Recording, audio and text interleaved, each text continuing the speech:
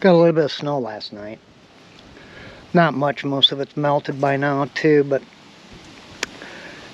it's cold, 30 degrees, and again, livable, but just means more cold's on the way. And I have some work to do on the van. Fortunately, I can do it inside here, most of it anyway. And I'm going to replace the engine temperature sensor. Actually, thought I'd have to order it, but they had it at AutoZone, and got it here in my pocket. I went and bought it yesterday. This is the Duralast, and the part number, in case any of you got a diesel van and just wondering, SU102 temp sensor, and it was like $34 or something, and threw an extra $2 in for St. Jude's Children's Hospital, which I always try to throw a little bit extra in for St. Jude's, or any fundraiser for children. I'm all for it. I try to put my money in there. But I have to take the doghouse off, and that's going to be quite a little bit of a project for me to do it alone anyway. And not impossible, but man, he can wear me out. And I have a couple of things before I get started. A gentleman who got a hold of me on YouTube said that I might have 3 batteries in this, that I should check under one of the chairs here. There's a compartment apparently where they may have put the factory battery, and the one in the middle over here is not factory. Yeah, okay. I don't believe that there is 3 batteries in this. I will look just to make sure. I mean, I don't know. I'm pretty sure I don't have any compartments. I've been under this van several times, and I don't see where any other battery cables go. There's just the one up here to the main, which then runs back to the middle battery. But those are the only batteries I see, unless it's a separate battery off somewhere, which I honestly kind of doubt. But I'm ignorant, like I've been telling you guys. I don't know, so I'm going to check for that. Just fine. But I've been drinking quite a little bit of this kombucha, and I like it. I like the ginger stuff in particular, and it seems to be it settles my stomach, and let's say packs my crap together, which I really like. So that's another little bit of news. I was drinking coffee like damn near 2 pots a day, sometimes 3. Not good for you. But let me go get my screwdriver and get started here. Alright, there's 1. There's 2 with the washer, and I'm going to put them right in the ashtray. And then what you have to do is come over here, and there's a clip that you have to undo. There we go. And there's one on the other side here.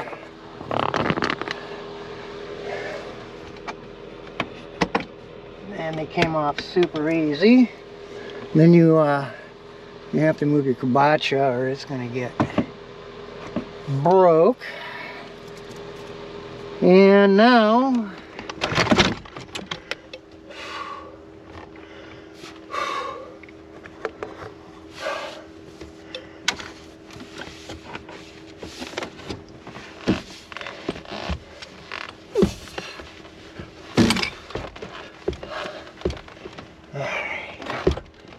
come on here.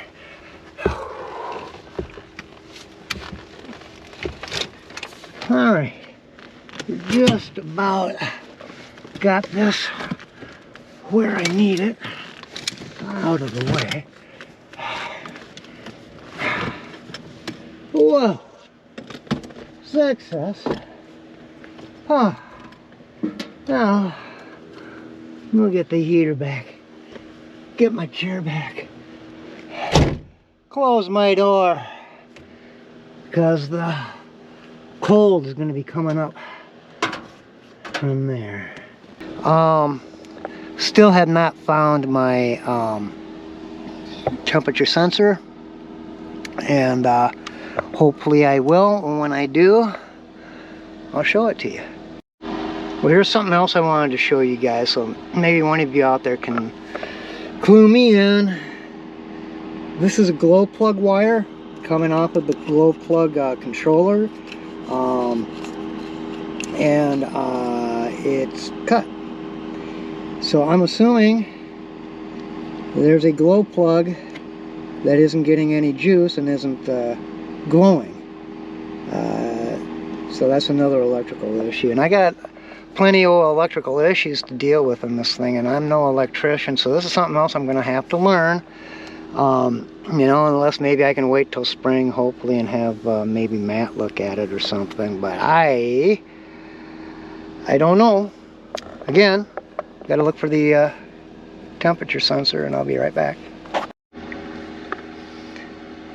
Well, I always start these things off with well or okay or whatever. But I took my doghouse off, and I may not had to. I still can't find the damn sensor in the engine. So what I did was I went to a website just to answer.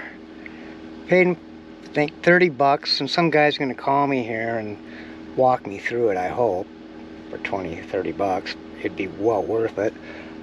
So we're going to kind of see how this just answer works. If it works pretty well, I'll recommend it. If not, then I'll let you know that the service isn't all that good, or, you know, or if it's a scam completely. I don't think it is. So I'm just waiting on the guy to call me here, and hopefully he can put me in the right direction to where this dang thing is on a 6.2 liter diesel 1983 Chevy van. There he is. Yes.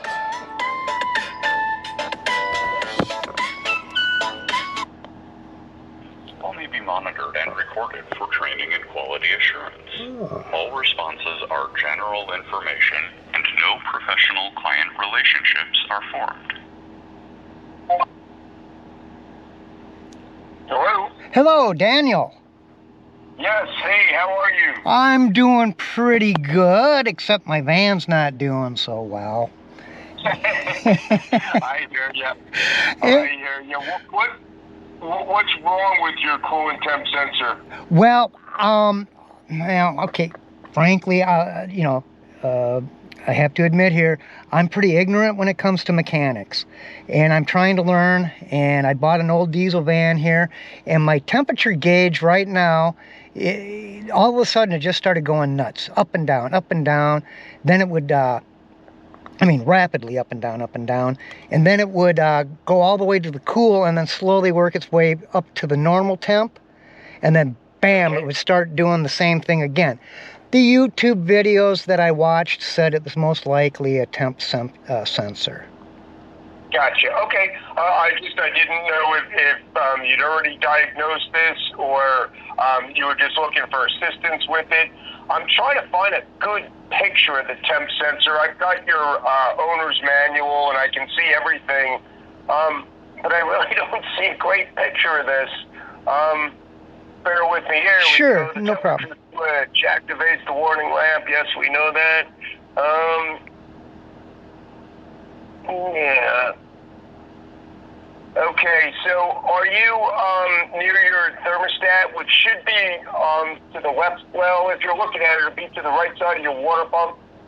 Oh, hold on, let me get out here and take a look. See, I'm real close. I'm in the van. So let's see here. Yeah, I'll have to take my shroud off. But okay, I see the water pump. Okay, to the left of that, do you see like the thermostat housing? Oh, let's see. It should be, let's see. I can send you these pictures. It's hard for me to describe. Obviously, I'm not there. Right. It should be connected to the top radiator hose heading towards the radiator. It should go into a fitting. Should have a couple of bolts holding that fitting to the front of the engine. Hold on here. I see the hose, the big hose coming into the, but that's on the right side of my engine.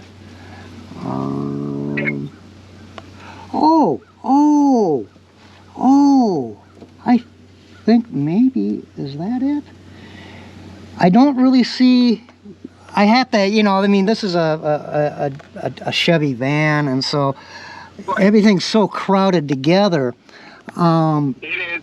It is crowded, and obviously what you're looking for is a single wire. Yeah, okay, I see it.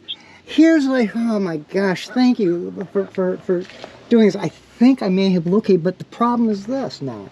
When I went to order the part, my sensor, it says temp sense on it, has 2 prongs. They may have given you one. This is a diesel, as I recall. Yes. 6.2. Yeah, they may have given you one for a gas engine. Oh. Or they may have given you for a different model, because there were 4-cylinder diesels that General Motors used. There's the 4 cylinders as well as the 6.2. So again, I'm just guessing they made an error. Did you give them the vehicle ID number when you went to get the new sensor? No, or sir. Just the model? Just the model. Yeah. With a 6.2, I told him it was a 6.2 liter diesel. Right. What I would do, if you've located it, again, it should be a single wire. What I'm going to do, after we hang up, I'm going to send you this information. The cooling system starts on page 70, I want to say, on page 81. Okay. And so at least you'll have it to review. And it gives you some diagnostic information as well, and lays out the coolant flow through the engine. Like I said, my guess is the gentleman just gave you the wrong part. Or if there's been any engine work on this, you did mention you bought this used. If they've replaced this engine with maybe a newer version, some of these sensors do go to 2-wire, and when you get into the late model, they go to 3-wire because they go through the body control and the CAN system. Right. Do you know what kind of, is there any computer systems on these things, onboard computer systems? I mean, it's so old, I wouldn't figure. Let me see. Because I can't. No, there's no electronic control systems that you and I would similar to what's in a vehicle today. I will tell you a couple of things, though. So here, there are sensors that have to talk to each other because it is a diesel. Right. So there are sensors, glow plugs. There are head gasket leak sensors. I mean, they're looking. There's no control unit per se, but there are sensors. Okay. And so the sensors have to tell the pumps the proper information in order for the pumps and the emission systems to work. Right. So is there a control unit? Not per se, but are they controlled systems? Yes. Okay. Thank you a lot. I think I found where it's at. I do have the wrong part. It is a 1-wire. And that's connected. It looks to me like it goes right into the radiator. It should head towards the radiator. Okay, I think I found it. I located it. It looks like it's been cut and rejiggered here. I may replace the entire wire. You know what? Huh. Listen, before you go and you run out to buy this new sensor, you may have identified your problem. Uncut that wire, properly secure it if you've got a soldering iron available. I do. If you don't, okay, then properly secure that see if your gauge stops misbehaving, and you don't have to waste any money. You can return the one you purchased and go on about your day. Hey, man, that sounds great. You really, man, thank you. I may use you guys in the future quite often because, you know, I'm just ignorant and I can learn. And no, not at all. You're not ignorant. Listen, Yeah. nobody's born in knowing everything. Trust me. I have to reach out for things I'm not smart in. And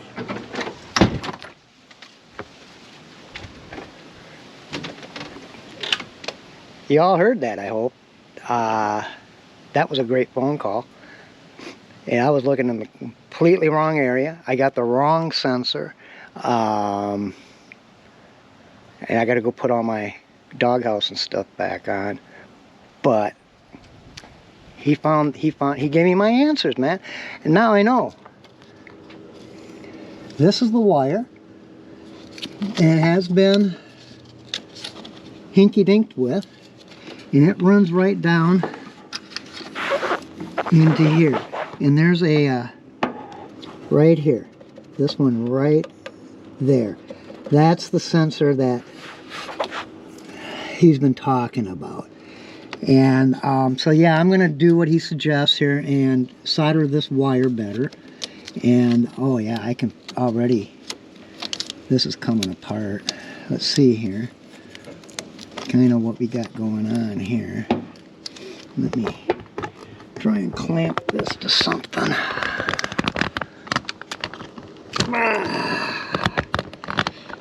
And